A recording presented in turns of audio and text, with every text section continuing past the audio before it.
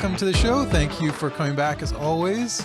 My name is Brian Constantine. I am here with my co-host, Michael Rowland. Hello, hello. Now, there will be a time in the future, I promise, where we will not be talking about this issue. The C word is what I'm talking about. Convoy, of course. And, of course, the other C word. We want to, at least I want to get off this topic. I want to start talking about other things. I want to talk about movies. You know, I'm even more excited about talking about chickens than this, quite frankly. But yeah, no chickens this time. But this is really something that I don't think we can reasonably look past without some sort of comment or perspective on it. And we'll try to take a perspective that is, you know, a little bit bigger picture or deeper picture, depending on what direction or metaphor you want to go with, and try to look at more fundamental issues kind of going on here, instead of trying to predict what or how this is going to turn out. At least the time with our recording versus Saturday morning when it gets released. And so, as probably most of you have been following in the news, really pretty much the only thing that's leading the news nowadays, though I must say O'Toole has done his best. Conservative leader O'Toole has tried his best to kind of trump the convoy headlines, but we'll leave that alone for now. We'll stick to one controversial issue at a time.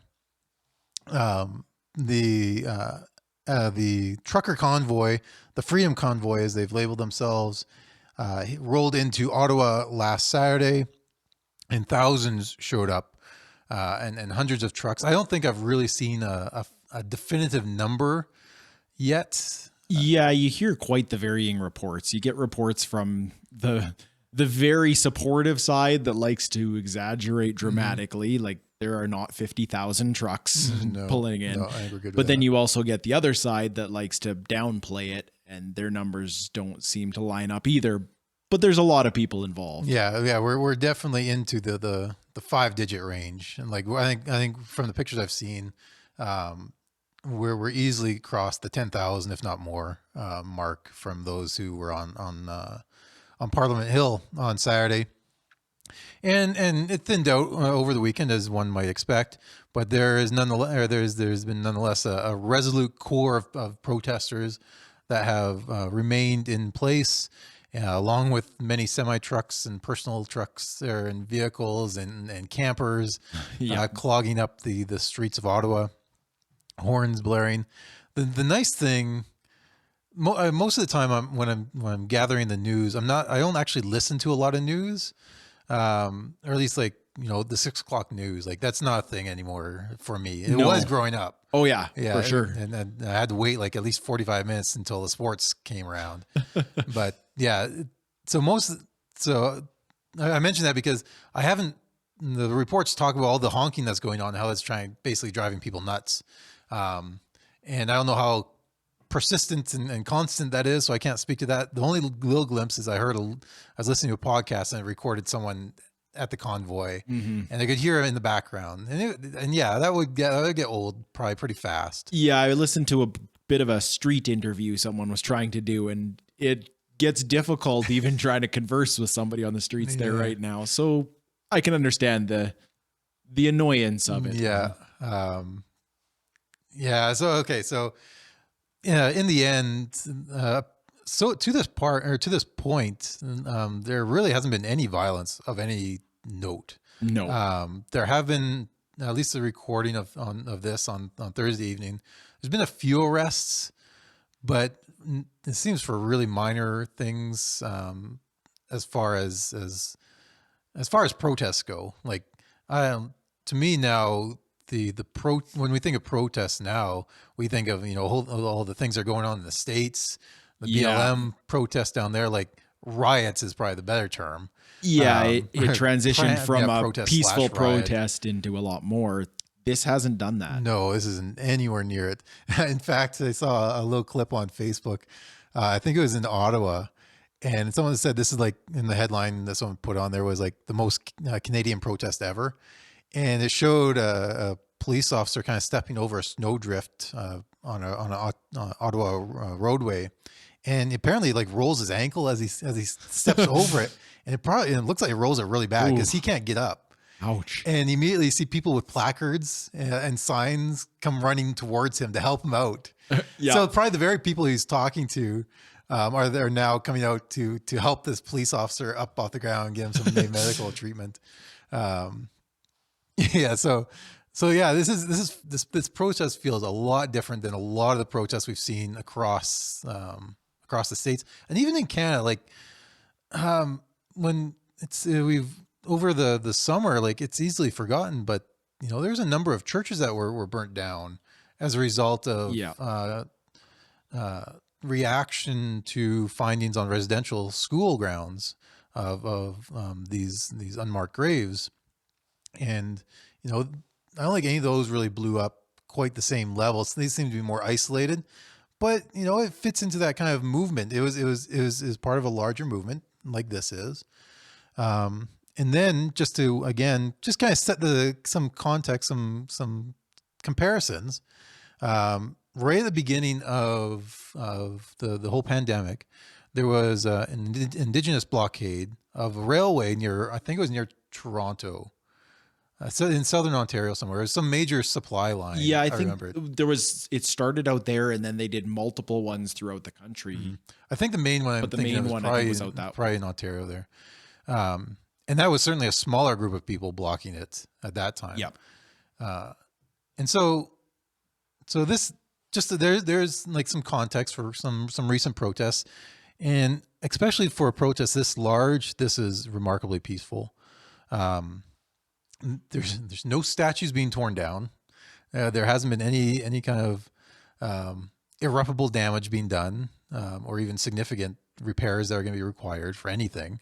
No windows have been smashed as far as I know. You don't see the fires. looting or smashing of businesses around the area. You don't see people getting beaten up. You don't see any of that. Yeah. Throughout the summer, you had, countless statues of Canadian founders, spray painted, defaced, torn down. In Victoria, they tore down the statue of James Cook and threw him into the river, or sorry, threw him into the ocean, the bay around Victoria there. And just this week, Victoria Council is like, we're not going to replace that. We're good. We'll put something up that's more conciliatory, I guess. Maybe we might have to, like, one idea for these podcasts is I want to do some sort of history of some things, whatever strikes me. And hopefully you find it interesting as well, but hopefully if I'm excited about it, that comes out at least a little bit, and that gets you excited about it. James Cook is one guy that's worth following or worth looking up. Like, this guy probably traveled more miles traveled more miles than anyone else up to his time. I think it was in the 1700s. Like, he traveled across the Atlantic he traveled from England down around the Africa, around Australia, discovered New Zealand, or at least as far as the Western world goes, founded Hawaii, came up the coast of around Victoria. Oh, yeah. He was looking for kind of another Northwest Passage, but I guess trying to find it from the eastern side, of England, that was just too easy. I guess he had to travel all the way around the back side of the world, or around the other side of the world, and yeah, he's just got an incredible story. But that's another topic. There's some really fascinating characters out there that I think are just being maligned for being people of their times. But that's again another topic for another time. So yeah, no violence, minimal incidents to report on. And this has been similar throughout the country. We saw major protests. I've seen them in BC and Victoria there. We had them on the legislative grounds here in Edmonton, Calgary. And along with the one that's the kind of the main one in Ottawa is, of course, we got the one in Alberta on the southern border around Coutts, the border crossing around Coutts with Montana there. And that's been blocked up since Saturday as well, though that has... there's been some negotiations apparently going on there, trying to get the road open at least a little bit. Yeah, at least as of this recording, they're they're opened up enough that I think they have one lane each way flowing slowly, but there's traffic going through. Yeah. Yeah, that's probably the latest I've seen. Now, I think it's worth noting, if nothing else, these protests, hopefully, I think they've given at least the conservatives, a little bit more spine. We've bashed them pretty good for their utter absence when it came to the conversion therapy ban and basically the rewriting of human relationships when it comes to marriage, and human sexuality and genders. But finally, we're getting some conservatives that are willing to actually stand up again and gain a little bit of their voice. They're actually willing to go out and talk to protesters, willing to speak out against some of these mandates, even in public settings, not just back behind doors. Yeah, we've seen a number of MPs and MLAs showing up to meet this truck convoy and the various other protests that have been going on, going out and serving them coffee and being out there with them, showing support. Yeah, and I think to this point, it's only been conservative, as far as I know, politicians. Yeah, we'll get to a couple examples or a couple other instances, but yeah, I don't think I've seen any NDP or conservative or liberal politicians out there. Their party would be pretty quick to condemn them over that. I think so. Yeah. And then, in Alberta as well. So if Ottawa, I see the Ottawa convoy kind of pressuring the MPs on the federal level, whereas the blockade / protest in Alberta, I think, is really putting in a lot of pressure and again, more backbone into some of the conservative and UCP United Conservative Party. Yeah. UCP. Yeah. I get my acronym right. The UCP MLAs to speak up against some of these restrictions. Yeah.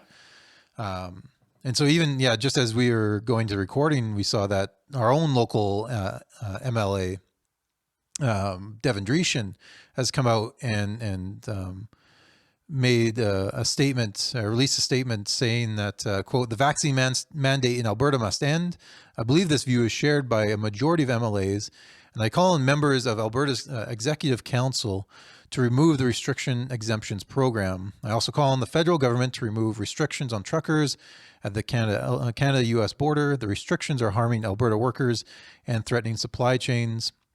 The federal government's rhetoric and actions serve no purpose but to increase tensions and divide Canadians."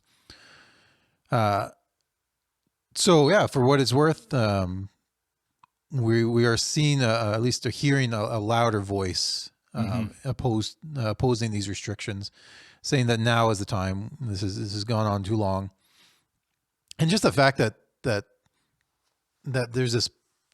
To me, this has been too long in coming. This to me is kind of a release of event. Yeah, that has been stopped up. We talked about this before, but Canadians just been too complacent when their rights have been taken away through these last 2+ years now. Just way too silent, way too compliant. And so it's nice to see this being vocalized again, where you feel like you're not alone in trying to get back to life. So with that being said, like I said, it's just I don't think there's anything new. I'm not saying anything new. I think there's probably a few listeners that would probably just nod along, and some that are disagreeing with me, and that's fine. That's kind of the point of this podcast, is to engage in that kind of dialogue. And one thing that I think we want to point out through the rest of this episode is that people can have extreme views and still have conversation, still have a respectful dialogue with one another. And this is what we talked about Yargeau's post last week. And that's one thing I can appreciate about it. It was a reasonable take on things. Yeah. It wasn't a rant. It wasn't, even if it was extreme, it was, I'm not saying it was, but even if it was the tonality of it. It was someone who's willing to engage, share his opinion. There was no kind of straw manning or demonizing the other side too much. I think he got some things wrong on it, but I don't think it was out of malicious intent or anything like that. Yeah. But as we through this last week, what I've been perhaps aggravated, I guess would probably be the word, or frustrated by, irritated, all these good adjectives, is the tonality of, and then the language by which this convoy is being characterized, particularly by the people who are meant to be our leaders, our elected officials, at least. Now, when it comes to having conversation, I think truth is a precondition. And what I mean by that is that when you're having a conversation with someone, you have to believe that they are telling you something that they truly believe, something that at least they think is true. You know, they might be wrong in it, but they're at least telling you something that they believe to be correct. In other ways, they're being honest with you. Yeah. The other kind of component of truth, I think, in a healthy dialogue is that has to be the aim of the conversation. It can't be just about, scoring points for your side or your position. Right. It's not about just getting your talking points out there, but it should be a dialogue. There's two people involved, or at least two positions at least involved, and you should be both moving in the same direction towards what is hopefully true. And simply by what I mean is true is not simply what you want to be true, or quote my truth, whatever my truth is. I'm not talking about that kind of truth. I'm talking about truth in the definition that which corresponds to reality. Yeah. If it's objectively true, if it's true beyond what my opinions are, that's what my goal is to get to. At least, ideally. I'm not going to say I'm not here to say that's always my objective. I like being on the winning side, and especially if I don't have to change my opinion, because then I was on the winning side the whole time, and you have to make the correction. You have to make the concession to come to me. And so I'm not here to say that I have all the answers, but I would, at least the best side of me says, if I'm going to engage in a conversation, hopefully I finish that conversation a little bit closer to what is real, what is true. And I don't see that a lot with politicians. No, it definitely, the gaining points with your base and gaining points with your party seems to be a pretty dominant feature of their dialogue, or their, if you can even call it dialogue. It's not really dialogue. It's them trying to just gain points. Yeah. And this isn't really anything new. This is, I think we've sadly become accustomed to it. When, especially it seems like the higher up on the political scale you go, the higher up in the power structure, as it were, the more this becomes evident. Yeah. Where the politicians don't become people anymore. They just become talking heads delivering talking points that have been compiled by a committee or something like that. You don't really sense that you're hearing the person. And it's very, and the politician who does speak like you hear them, like you're hearing them, and their point of view is remarkably rare, and I think it stands out. Yeah. So what I want to do is just kind of quickly run through a few examples that we've seen throughout this last week of what I mean by this kind of dishonesty, these talking points that actually don't advance the conversation. I think people can be very divided on issues and still converse with one another if the goal is truth. If we are on the same side, if nothing else, that should be the common ground that everyone can start from. Are we moving in this direction towards what is true? And in the end, I'm not saying that we're all going to come together onto the same page. That's certainly not. I'm perhaps naive, but not that naive. But at least we can have a common goal in the sense that we want to get closer to what is right, what is true. And sadly, we've just seen throughout this last week the complete opposite, I think, of this objective. So the first story is just, our first kind of example is just the media, and the way they've portrayed the convoy, even before it got to Ottawa. Global News was already posting articles with the headlines, far-right groups Hope trucker protest will be Canada's January 6th. So this is referring to the storming of the capital down in the States. And the reason they try to, or the way they try to advance this narrative is that they kind of pick up on this real-time chatter over an app on people's phone, Zello, and you can just think of it as kind of a modern CB. So you got all these truckers, and this is just one way of people kind of chatting together over kind of a walkie-talkie kind of system, just using your phones. And so it's not surprising that on an open CB line, as it were, you're going to hear a lot of things, a lot of even crazy things, but nowhere does that provide justice to say that this is where the whole thing is going to go, or at least this is where the leaders are trying to take it. In fact, even through the article, I'll put the links up onto the website as always, penholetalkradio.ca. But it's only way down in the article where where they throw in lines like, and while the most extreme voices do not reflect the position of most protesters, it's clear that those extreme voices are hoping to capitalize on their anger. But your whole headline is about how they're hoping that this will be a January 6th up here, or the storming of Parliament.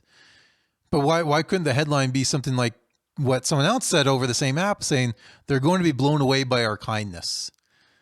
Like, why not use that as a headline? That seems to be more in. That could be just as legitimate a headline as your whole January 6th is coming headline. Yeah. But you like to pick out the couple of crazies, so to speak, and paint the whole protest as that. Try to promote it as though it were the far right extremists trying to recreate January 6th in Canada.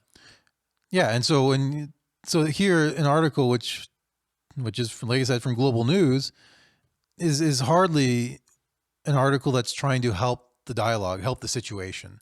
They're looking for a nice clicky headline that's usually slanted towards the left. It's not geared at trying to get you the full picture of the headline. Like have something like multiple different or competing goals are found within the protest or something like that. It just doesn't grab you quite the same way as the Parliament may be overrun. Yeah. But again, the goal of a dialogue needs to be moved towards truth, and this is certainly not. These headlines don't help the situation. In fact, it just further tries to pull people to the extremes. And then I could list a number of other articles that have focused on the very few reprehensible acts that have taken place. Again, we're talking about thousands of people in Parliament, and yet there's been no acts of violence. No one's been arrested for any violent actions. The worst, I think, that they've pointed out over and over and over again, it seems, is that they found a few guys with swastikas on the flag. Like I said, very few of those, and some people dressing up the Terry Fox statue. Dressing up, that's a key point. Yeah, you can elaborate on that in a second. And then also climbing on and perhaps urinating on the war memorial there, the tomb to the unknown soldier. And sure, especially that last one. Yeah, horrible things. Absolutely. Yeah, I'm certainly not going to be the first one to go around and praise the guy who's flying a Nazi flag. I think you're an idiot. But I'm also pretty strong on the whole free speech thing, and so while it's worth pointing out that sure, okay, there's a Nazi flag there, that the fact that you'll see that point being made in almost every article about the convoy. Yeah. To make sure that if anything about the convoy is that there was someone with a swastika there, or that that someone was on top of wasn't respecting the war memorial. That's true, but it's also not the full picture. Yeah. And so, yeah, you talk about the Terry Fox statue. Like, remember, I remember the context here. Like, we've seen a summer in which statues have been torn down, and thousands of dollars have been spent to try to either replace them or not even do anything about them, and just had to get rid of the statues. This, when we're talking about the Terry Fox statue, there's no paint on it as far as I've ever seen. It looked like someone had put an upside down Canada flag on it and some pro convoy posters on it, as far as I've seen. Yeah, all the pictures, it seemed to be just that they basically decorated, dressed up the statue, and then afterwards they cleaned it up. Mm-hmm. The people who were involved in the protest then cleaned it up, and there was no sign that they had done anything with that statue. Yeah. So they didn't spray paint it. They didn't try to tear it down. They didn't try to break any pieces off of it. They decorated it. Maybe not a great thing to do. I'm not sure that pulling in a person from history to be a part of your cause is going to be all that great a move. Yeah. But they didn't do any real harm to it. No, not at all. And yet the outrage that came on that was far different than the kind of the mild rebukes of the statues that were torn down over the summer, particularly around July, around Canada Day. A lot of them were taken down, or even what we talked about earlier with the churches being burned. Yeah, there's like you'll find the politicians eventually kind of tutting that kind of behavior, but the rapid response and the way that they've continued to use the statues and the swastikas as the main talking point about this convoy and the protest is where the dishonesty comes in. It's just you're using such a minimal small fraction of this convoy to distract from its main messaging against the mandates and this desire to get their freedom back. Now, so that's the media. A couple of examples from the politicians. Jagmeet Singh, he's the leader of the federal NDP, and here it was I think the only article that I've come across, I may be wrong, was from the Post Millennial, and Jagmeet Singh posted on the 29th, which I think was that was the Saturday, so Saturday morning. He put out a tweet saying, today we commemorate 5 years since a terrorist attacked and murdered Muslims in a Quebec City mosque. We said never again. And today, Conservative MPs have endorsed a convoy led by those that claim the superiority of the white bloodline and equate Islam to a disease. Now, there's absolutely no evidence that this is the case.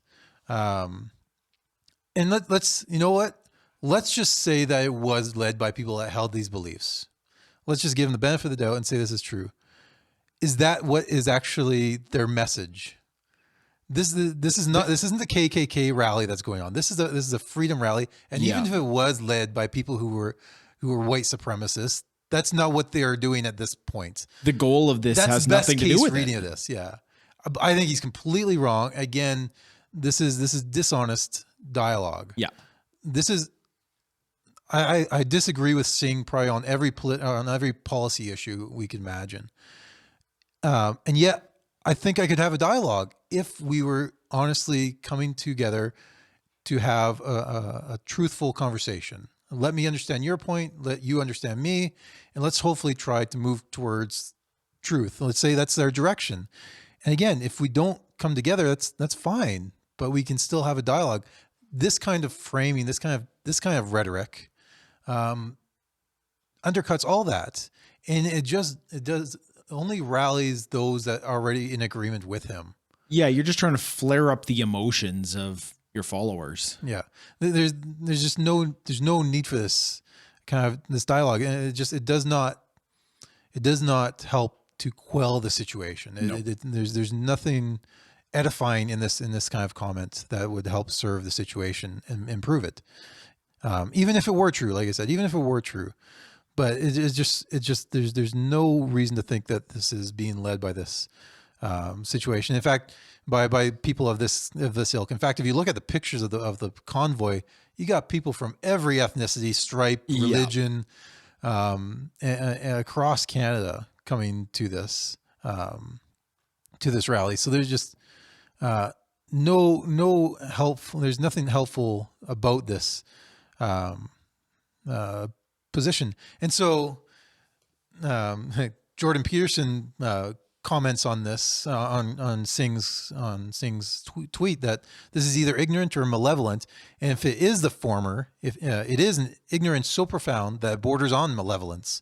And this is from the leader of Canada's hypothetically pro working class progressives. Yeah, this is the thing. You have to either there's nothing truthful about it, and so he either is completely ignorant on what is actually happening, or he has bad intentions. Like there is real no middle ground to these, and I think honestly most political comments are probably just out of ignorance. But in this case, there's nothing constructive being said here. All you are doing is rallying your base, and sadly, that's what I think a lot of politicians are focused on more than anything else. Which is partly what's leading to such a polarization of the right and the left right now. Is you see it on the right as well, where the politicians are just trying to rally forces basically in their rhetoric. They're trying to get people's emotions built up against the evils of the other side. And we're just seeing it go back and forth. Mm-hmm. And so you got somebody like Singh here who's just making a statement just to build people's anger against this convoy. We can be extremely divided on policy and our worldviews. And in many cases, I think there is a large divide among a lot of people. The sad thing is that a lot of people think that divide means that we can't even talk to one another. Yeah. That's the more concerning division that's going on. It's not I don't think it's a surprise that I don't think it's new that there are in a country as large as ours that there's people across the spectrum when it comes to policy and politics. Yeah. That's not new. But it's this inability to talk across or talk to someone with differences. Yeah. We see them as basically enemies in dialogue, or enemies, political enemies in some way that we just can't engage with, and have a conversation with. And that's where the kind of the harmful division, the kind of the society breaking down kind of division that's going on. Yeah. It's not the fact that we have people in a country that have different views of this convoy. It's that the fact that those two groups of people just can't talk to one another. Yeah. Or at least that's what they've been told to believe. If you get to the point, so far, such an enemy that I just can't even have any interaction with him whatsoever. I have to say things like this. He's a white supremacist. Yeah. Yeah. Where do you go when you get to that point where you can't even be civil with one another? Exactly. It's not our political differences that inherently divide or don't inherently bring down a society. It's the fact that political divide breaks up the ability to dialogue with one another. Yeah. And all you end up doing is shouting at each other across the country or across the fence or whatever. And it's not surprising that throwing words turns into throwing objects. Like that's how things happen like that. And so this kind of rhetoric, I think needs to be called out, and it needs to be confronted. It needs to be something that we get out of the system, or at least, I don't know if we can change the political system or the politicians. Particularly, this podcast isn't going to do that. But we as individuals, as members of this community of Penhold, we can engage in respectful dialogue and truthful dialogue. We can do that on our own personal level. Yeah. And then that's the whole point of this I think podcast, is to try to encourage that kind of dialogue, even with people of extreme views. Don't demonize them like we're seeing here. Try to understand their view, even if you think they're so backwards. Understand their view, and try to get onto that same footing of truth and moving in that direction. Who knows what's going to happen? I know a society is better off if you can actually engage in that, rather than just stewing about your NDP neighbor who just doesn't understand it and is trying to ruin the country. If that's what you're thinking about him, then you certainly haven't engaged in honest dialogue with them in a long time, if at all. Get to know them, get to know these people that are thinking differently than you, and don't automatically go into it thinking that they are the enemy, or that they are a philosophical position or a political position that I must crush and bring over to me. Yeah. You may be you might be on the right side of the issue. But you're not going to win him over by calling him a white supremacist. Like this tweet gained no one to the NDP side. It did not help the national conversation around this issue at all. Yeah. Yeah. You certainly don't help anything doing things like that. No. I guess quickly a couple more. So, like I said, there's been a couple people that have gone out to and actually talked with the truckers. And I think all of them to this point have been Conservative MPs. Interesting, just to kind of a little note here. A recent poll came out saying that 1/3 of Canadians are actually kind of on side with the protesters. So this fringe group actually is a little bit bigger. Very fringe. Yeah, 1/3 of the population. Yeah, 1/3 is at least sympathetic towards the position of this convoy. But anyways, a Conservative MP from Ontario, not Ontario, from St. Albert, covering the Edmonton area. I'm just trying to bring up the article again. I got too many articles. I can't figure out which thumbnail to open up here. All right, yeah. So the MP Michael Cooper, he represents the constituency of St. Albert, Edmonton. He went to the convoy events in Ottawa and proceeded to hand out coffee to some of the attendees. He said that joined my colleague MP Damien Keurig to pour coffee and show appreciation for hardworking, patriotic truckers who have kept our supply chains healthy and grocery shelves stocked for the past 2 years. Seems quite a reasonable statement. Nothing controversial about that in and of itself. No. He ended up giving an interview with a CBC crew down there. And in the middle of being on camera and doing this interview, in the background, a guy walks with a Canadian flag with a swastika pasted on it. So it's not full-fledged swastika flag, German flag or Nazi flag, I should say. There was one of those, but this is what's going on. So now what ends up happening is people grab this screenshot of this MP who's out there pouring coffees. He's stated what he's there for. Yeah. He's there to support the hardworking truckers, and show his appreciation for them. Even by that tweet, it's not necessarily he's in favor of the convoy. It doesn't necessarily mean that. He's just supporting them. He's voicing a statement for what the truckers have done over these last 2 years. But now you get this image of this MP on camera, and in the background there's a swastika, and that becomes the screenshot that's shared around the web. And so what we end up getting from that are comments from the mayors of Edmonton and St. Albert within his constituency.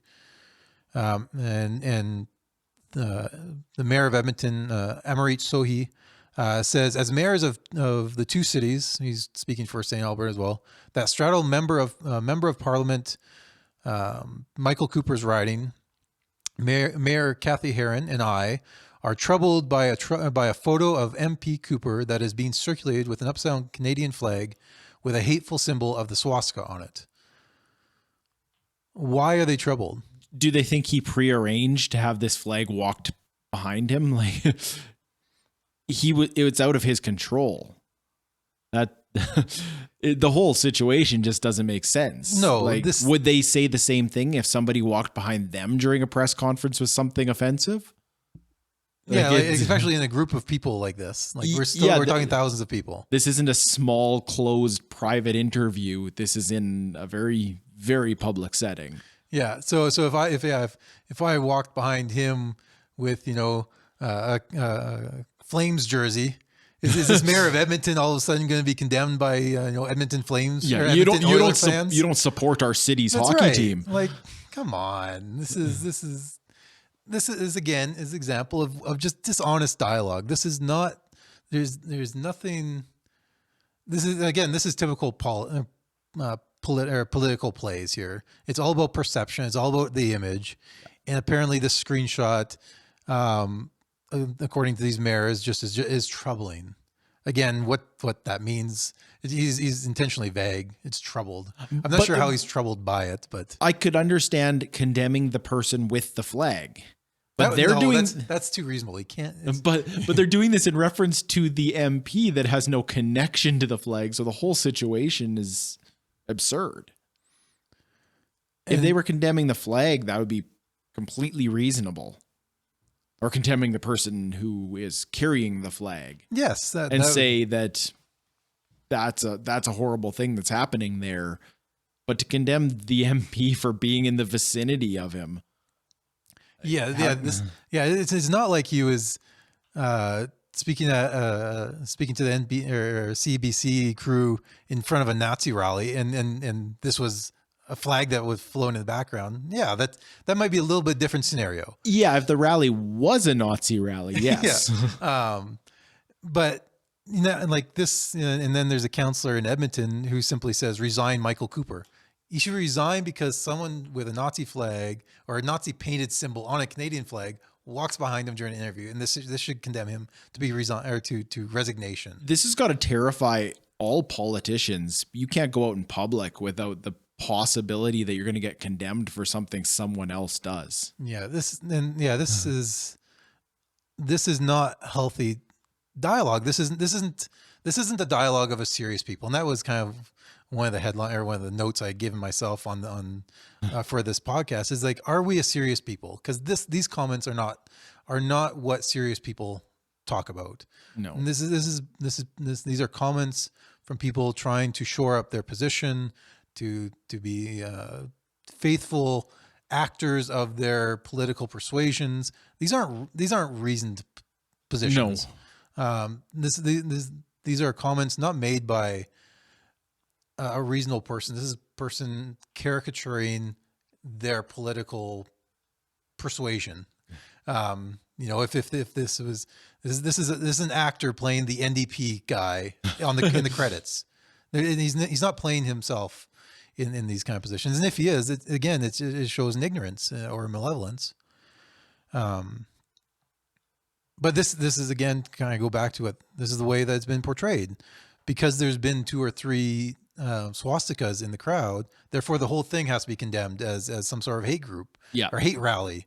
And yet, think about if it was the other way around. Would these politicians be coming out saying the same things if it was actually a Nazi rally littered with Nazi swastikas across Parliament Hill with 2 or 3 Canadian flags moving across it? Would they classify that rally then therefore as, a good Canadian rally? A good patriotic Canadian rally, because you see there's Canadians there. That's right. So it has to be a Canadian rally.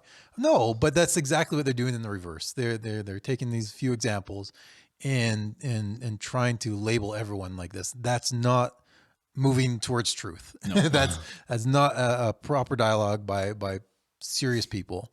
If we're going to be serious people, we have to be serious in moving towards truth and actually seeing reality for it is. This is not healthy, and really needs to be cut out from politics, and from our own dialogue. Perhaps you won't say this in person, but Facebook is too many of us, and perhaps myself included, though I haven't posted really anything too much myself recently. This is where I get everything out, is on this podcast.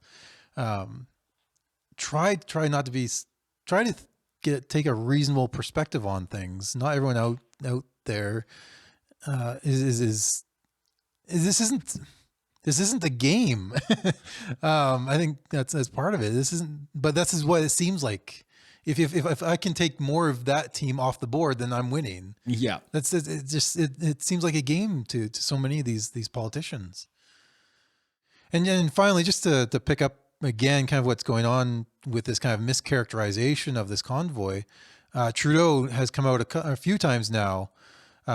He started, a couple days before the convoy, mentioning how this was an unacceptable, or sorry, this was a fringe minority, fringe minority that is now being supported by 30% of the population.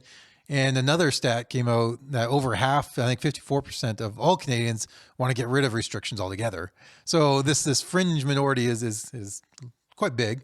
But so he came out with that. He came out with that these are people that are holding unacceptable views, and he almost painted it as like that's un-Canadian to hold these views. Yeah, the Canadians are the ones who have done the responsible thing, followed the science, and done what they've been told to do.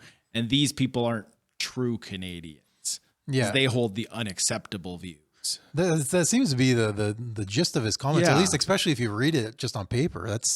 That's how one could understand it. You got the real Canadians over here following the science, and they're all in it together.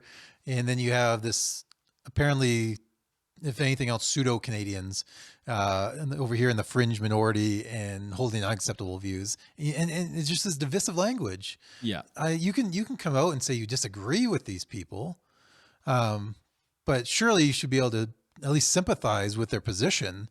Like, a lot of these people have come out and are coming out because they've lost their livelihoods in many cases, and if nothing else, they've lost the freedom that they rightly have as just simply human beings, let alone the Constitution, and perhaps in ways that they just don't think are justified at this point.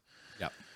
But then he continues on with this kind of divisive talk, or he comes out I think on Monday or Tuesday, on Monday actually here, and talks about, he sidesteps the whole point of the convoy. He simply focuses on these very few minority is probably even too big of a word. These just handful of incidences that he now uses as a talking point to distract from or just ignore the main point of the convoy.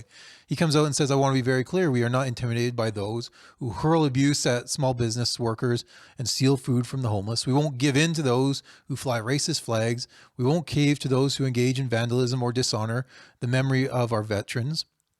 Good. I don't think anyone is like, you're talking about the handful of people. And those people that I'm sure the majority of the convoy would condemn as well. They have. The large majority of people involved in this will look at that and say, they're not part of this. No.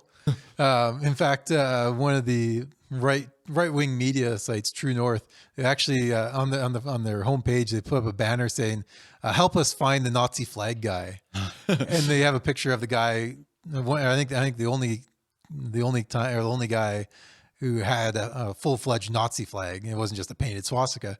So, the organizers have come out, I think, and condemned these. Like, this is not what we're here for. And in fact, you've seen video, or at least on the media on the right have shown like videos of people cleaning up some of the damage, or cleaning up the garbage on the streets, stuff that the mainstream is not picking up on. But he uses these as simply ways of distracting and not actually engaging in an honest, truthful dialogue. Yeah. When you are just using these minor incidences as distractions, and really trying to blend everything into that, or at least make that the focus, when so many more people are focused on the bigger topic of vaccine mandates and freedom. And so in the end, I think Rex Murphy had a good post there that he put out, and basically asks the question, is it really that hard for politicians to acknowledge that the majority of people who went all the way to Ottawa are just decent folks. And that's it. I think most people, when you dialogue with them, are just honest, decent folk. And sadly, we get wrapped up in the same kind of hyperbolic and demonizing language that we see from our so-called leaders. Like this, none of these examples are helping the country. Again, we're never going to be in a country of consensus. There's always going to be people of varying opinion. It's whether or not we can dialogue with one another. And these kind of characterizations, these straw men that are being presented, break down that possibility. Yeah, and that only works if both sides will go into it in good faith with the sincerity to want to dialogue. Yep. And in this case, those at least not running, but kind of who headed up this convoy, they had that. They wanted to sincerely talk. They wanted to make their voices heard and get in there. Mm-hmm. And then we have our political leaders coming out and saying things like what Trudeau has said, condemning them as racists and a whole lot of other terrible terms that do not represent the convoy as a group. Yeah. And I'll just throw in a final humorous point here. This is more kind of, it's humorous, but I think it still fits into this whole kind of dishonest dialogue kind of idea. It's not really trying to bridge divides. It's really just meant to score political points. Yeah. I guess more humorously than Singh and Trudeau are trying to do, or the media, but quite humorously, the Conservative Party put forward a motion in Parliament. And the motion was that the House deplores the use of blackface and denounces its use at all times.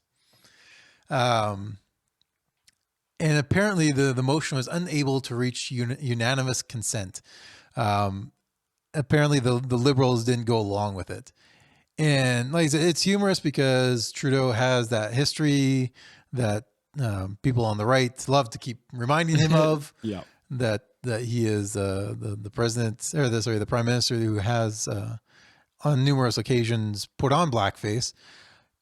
Quite frankly, perhaps most controversially, I don't think it's a huge deal. I think this is another example of where the rhetoric around a situation actually damages the dialogue. When someone dresses up in blackface, they're automatically condemned as racist. I don't think that's the case at all. Certainly not in any kind of automatic setting. And I think that's probably the feelings of most of the Conservative Party that was putting this motion forward. They're doing it as a trolling move. They're doing it just to humorously point out the hypocrisy of the Liberal Party. Yeah. And it is funny. It is. But it's doing the same thing that we get mad at the other parties for doing. They're just trying to score points. Yeah. That's all it is. So it really, they shouldn't be doing it. Although admittedly it is really kind of amusing. It's more fun. It doesn't have to be all the kind of the more vindictive kind of or slanderous kind of more approaches that the others have. But Conservatives are just as prone to this kind of political point scoring system as opposed to proper and open dialogue. And so, it's on both sides. We're not going to fix the political system overnight. This is a beast that has its life of its own now. This is sadly how life is run on the Hill, and even just in political realms now, more by perception, talking points, and perception, and so. But we can hopefully change how we dialogue, dialogue with one another on a personal level, how we engage with one another on social media, especially, and hopefully we can demonstrate that a little bit as we get some guests coming on, which we're slowly getting lined up. We'll get some guests on here, and so it won't be just Michael and I agreeing with one another. Tend to have very similar views. Yes, yeah. So yeah, hopefully we can get some different perspectives on here, and hopefully be able to demonstrate some of this dialogue that we can actually have with people that disagree with one another, and still shake hands at the end of the day, or look that person in the eye. We can be a lot better than what we have seen in this last week that the politicians have shown us. I'm not talking about the convoy.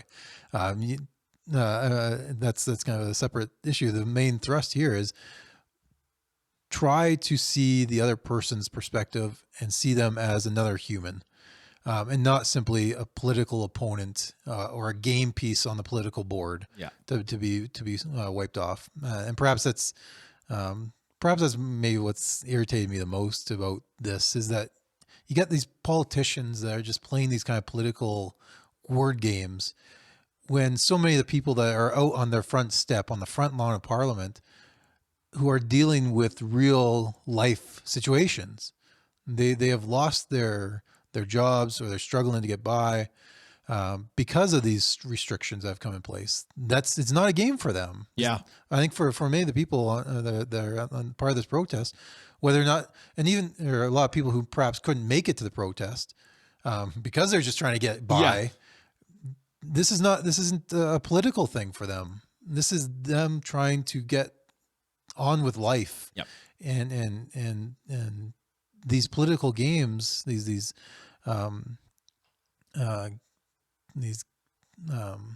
political talking points and talking head commentary just does not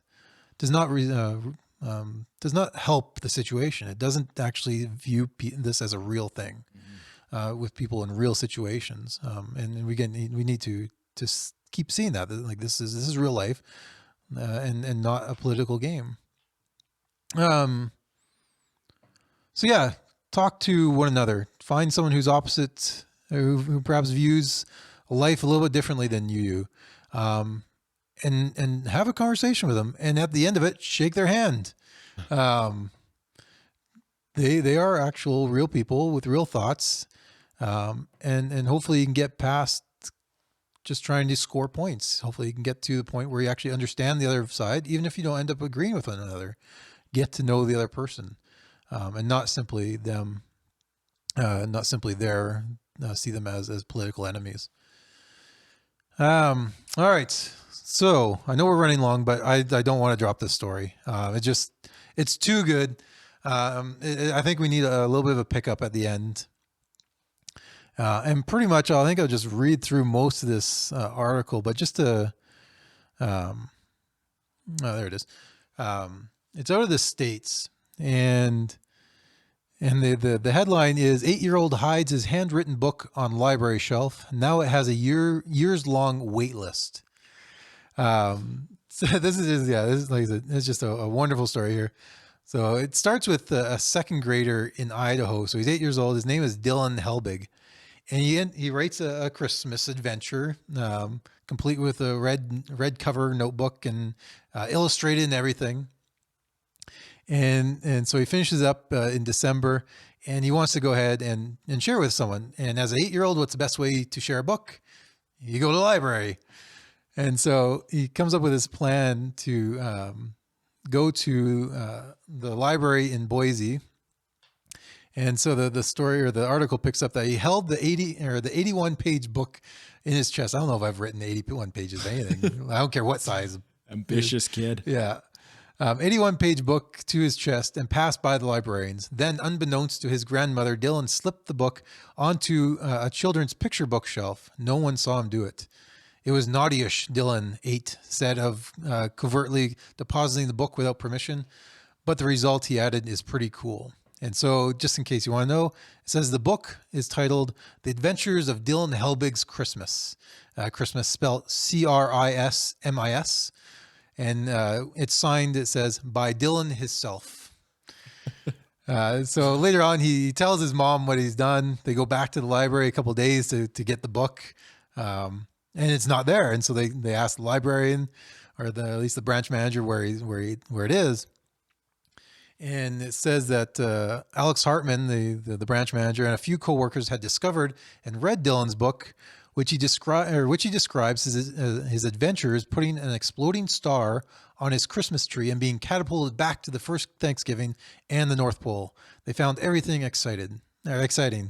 Hartman read the book to his 6-year-old son, Cruzen, who giggled and said it was one of the funniest books he's ever known. And so the staff librarians also end up reading the book and agree that it's informal and unconventional as it was. The book actually met their selection criteria for their collection, and so as it being a high quality story that was fun, that was also fun to read. So Hartman asked Helbig for permission to tack a barcode onto the book and formally add it to the library's collection. And so Dillon's parents enthusiastically said yes, and the book is now part of the graphics novel selection for kids, teens, and adults. And so the library gives him a local award for best young novelist. Then the comments about from his mom, and his imagination is constantly going. Very creative little boy. And then, as luck would have it, the lone copy of The Adventures of Dillon Helbig's Crismis. It's going to be made into a movie. It's like with a title like that, it has to be, right? Someone's going to pick that up. Get an agent. This is going to be a thing. Dillon Helbig's Crismis has become a book in demand. So a local KTVB, a news station in Boise, reported on Dillon's book, a bookkeeper, earlier this month. And since then, area residents have been adding themselves to the waiting list to check it out. And by last weekend, there were 55 people on the wait list. That's an incredible wait list. Like, I don't know about that library, but like the library here, you typically get to hold a book for up to 3 weeks. Yeah, here it's 4 weeks. Yeah, so 4 weeks. So you're looking at like years of that book going nowhere near the shelf because it's just getting passed from one to another. Yeah, so popular little author. Yeah, he's you're gonna be waiting for a little while. Hopefully, people will return it within the 4 weeks.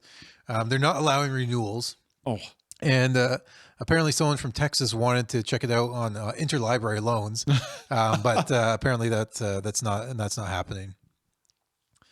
And then the article closes saying that Dillon is working on a sequel to the Crismis book, which ends with a home visit from the Grinch. And then in it, Dillon's dog Rusty will join the story. He's also writing a different book about a closet that eats up jackets. So I don't know. It's just a wonderful little story. That it's one thing. I almost love talking to kids more, because I know there's no agenda. There's no.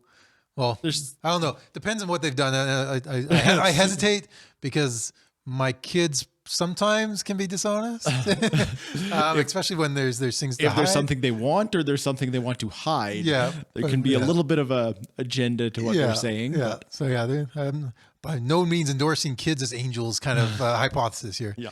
But at the same time, there's just a wonderful honesty still there. The cynicism hasn't built in. The social awkwardness hasn't been firmly implanted into their psyche. They're not completely aware of their perspective or their demeanor that they're casting off. You're still seeing the real person. Yeah.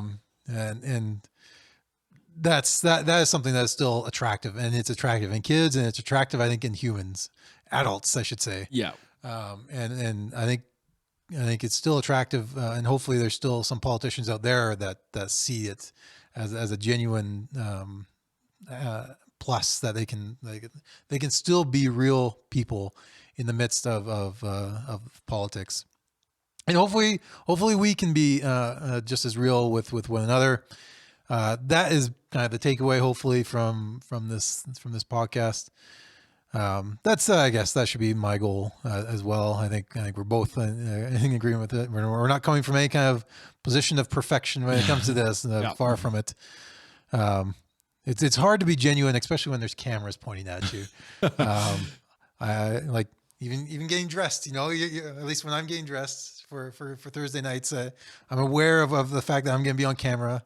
So I got to make sure, my hair is a little bit done, haven't too scraggly on the beard or something like that. But hopefully I'm sharing genuine thoughts. And that was one of the ideas of this podcast, is that you get to hear genuine perspective, thoughts that aren't censored, aren't kind of watered down. You're hearing real people talk. And so hopefully as this podcast goes on, as we get guests coming in, we can advance that kind of idea of real conversation with real people. And again, if there are people out there that you want to hear from, throw us a name out there. We'll try to get in contact. We eventually, over time, I really want to talk with as many people as possible from Penhold. This, and not just the counselors, like they're the obvious ones, but just even if you want to come on, this is talk radio in a podcast form, but yep. I really want to have this be a kind of a forum for healthy, proper, honest conversation. And so hopefully we've done that. Hopefully we're still doing that. I know it's not going to be perfect. I'm sure. I'm glad we don't have a larger audience right now, because they would instantly go back to all the examples in which we haven't perhaps been proper and truthful in dialogue. So perhaps it's there. Perhaps it's there. And probably if you look back, and I challenge you, go back and listen to every podcast to see every episode where we perhaps have fallen short and pointed out. Make sure you listen to every single episode. And see if you can find it. But with that, I know we've dragged on long enough. Thank you if you're still sticking with us this long. We appreciate you hanging in there. My name is Brian Constein. And I'm Michael Rowland. And this has been Penhold Talk Radio.